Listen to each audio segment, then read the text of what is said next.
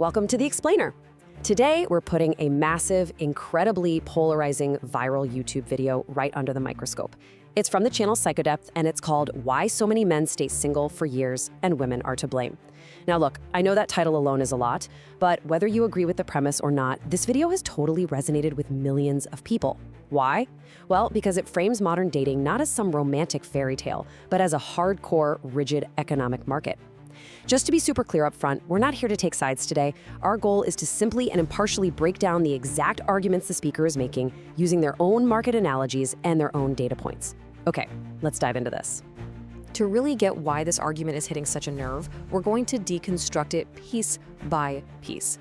We'll look at the choice to opt out, dating market inflation, the social media illusion, rules and double standards, and finally what the speaker calls the peace of solitude.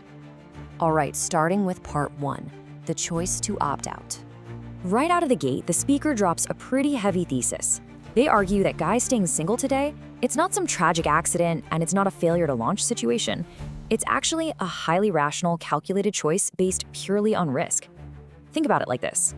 Imagine someone offers you a ride in their car, but right before you get in, they tell you there's a 70% chance this car is gonna crash. You literally wouldn't get in, right? Well, the source argues that for men right now, stepping into the modern dating pool is mathematically identical to getting into that doomed car. They deepen this whole risk analysis with a really vivid casino analogy. Picture walking up to a blackjack dealer, and the dealer tells you, all right, to sit at this table, you have to bet your entire life savings, your emotional stability, half your future earnings, and your mental health. Oh, and the dealer casually mentions that historically, 70% of players lose everything. It gets worse, actually, because of the 30% who do win, half of them walk away saying the prize wasn't even worth it. The speaker's point here is that absolutely no rational person would take that bet at a casino, yet they claim this is exactly how the modern dating landscape looks to men. To make this concrete, the video brings up a story about the speaker's 34-year-old cousin. This guy is successful, he's fit, he dresses well, but he hasn't been on a date in 3 whole years. Why? Because he says opening a dating app feels literally like applying for a CEO position. The prerequisites he's seeing are wild. Things like a 6'2" minimum height, a top 5% salary, owning property in 3 different countries, and being fluent in 4 languages. I mean, that's an executive job posting, right? Not a Friday night date. It's meant to highlight what the source sees as totally detached, impossible expectations on these platforms. And this brilliantly illustrates the next section of their argument, dating market inflation. The speaker uses this hilarious but biting analogy. They liken the current dating market to someone trying to sell a 1995 Honda Civic for the price of a brand new Ferrari just because they slapped some new seat covers on it. They share this specific story of a 22-year-old barista. She works retail, lives with 3 roommates, and has literally $200 in her bank account. But her demands for a partner, she wants a guy who owns his own house, drives a luxury car, and can fully fund regular vacations abroad.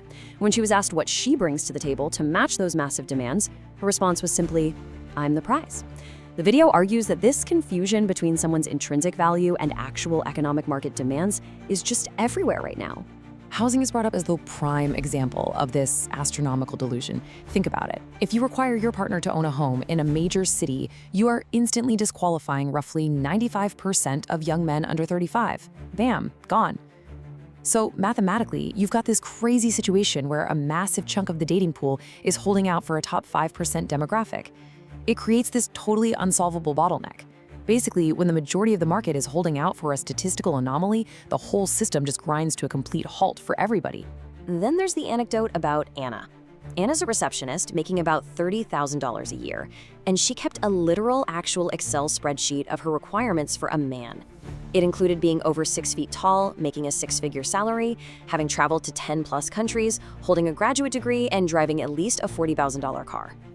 Well, after 5 years of rejecting anyone who missed even a single cell on that spreadsheet, Anna is now 35. And according to the source, her standards are now facing a sort of clearance sale as time and those rigid market dynamics have aggressively shifted against her. Which brings us to the third big piece of the puzzle, the social media illusion. The video tells the story of a 28-year-old software developer. He takes a girl out, pays $150 for a really nice dinner, and then gets completely ignored the entire night. Why? Because his date spent the whole evening just taking photos of her food to post for her followers. She eventually left early and texted him later to say he was boring. In the speaker's view, This guy wasn't actually on a date at all. He was an unpaid content creation assistant. They cite this as proof of a broader trend where men are just being used for foodie calls and social media clout, rather than any genuine human connection. And the source argues that this digital landscape severely skews how we perceive each other. They point to a study claiming that women on dating apps rate a whopping 80% of men as below average in attractiveness. Now, mathematically, that is literally impossible. But the algorithm feeds average users this total illusion of infinite choice. It tricks people into believing they genuinely deserve a top 1% partner just because they matched with one guy like that once, completely ignoring the fact that for the guys on the other side of the screen, it's basically just a blind numbers game of swiping right. Moving on to Section 4, we get into what the speaker calls the rigged game, rules and double standards. The source maps out what they see as these massive, blatant societal double standards. For example, if a woman has a super strict height requirement for guys, society tells her, yes, know your worth. But if a man has a preference about a woman's weight, he's instantly dragged online and labeled shallow, toxic, or fat-phobic. If a woman explicitly wants a wealthy guy, she knows her value, right? But if a man says he's seeking a younger partner, he gets branded as a predator. The core claim here is that the rules of this modern game are heavily skewed and really only apply to one side. And they argue this double standard extends right into digital moderation too. If you go on social media and search the exact phrase "men are trash," you're gonna find millions of posts. They're celebrated, they're shared everywhere, lots of Yaz Queen comments. But in stark contrast, if you post equivalent phrases criticizing women, those posts are swiftly banned, deleted, and aggressively labeled as misogyny. The speaker's argument here is that our culture has entirely normalized disrespecting men, which is just pushing them even further toward the exit doors of the dating market.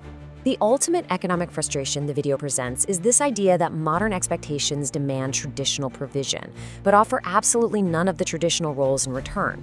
They share a story of an entrepreneur who was making really good money.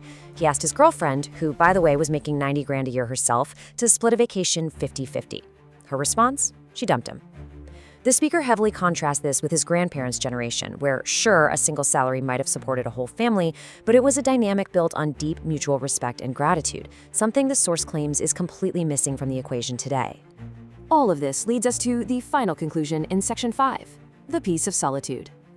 So, how are guys actually reacting to this massive stalemate? According to the video, they are actively hacking their loneliness. They're literally problem-solving their way out of it. You want unconditional loyalty? Go get a dog. You need emotional support? Lean heavily on your male friendships, which they say are getting stronger than ever. Need a sense of purpose? Dive headfirst into your career or your hobbies. The argument is that men have adapted to this incredibly harsh dating climate the exact same way human beings adapt to freezing weather. They build tools, they insulate themselves, and they just keep moving on. Which brings us to what is honestly the defining quote of this entire analysis. The speaker says, "We've turned loneliness from a bug into a feature." I mean, wow, let that sink in.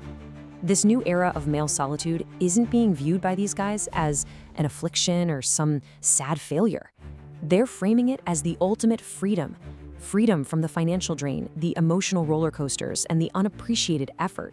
They are seeing this as a complete reclamation of their own peace and autonomy.